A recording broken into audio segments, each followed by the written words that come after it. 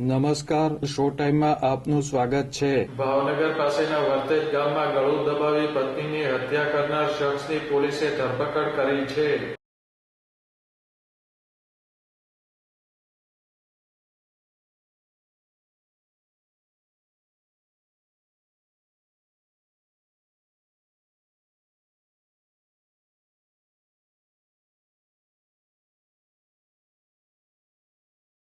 વર્તેજ ગામમાં રહેતા અર્જુનસિંહ પરમારે અન્ય સ્ત્રી સાથેના પ્રેમ સંબંધને લઈને તેની પત્ની અલ્પાબેનનું ગળું દબાવી હત્યા કરી હતી અને તેને કુદરતી મૃત્યુમાં ખપાવવાનો પ્રયાસ કર્યો હતો.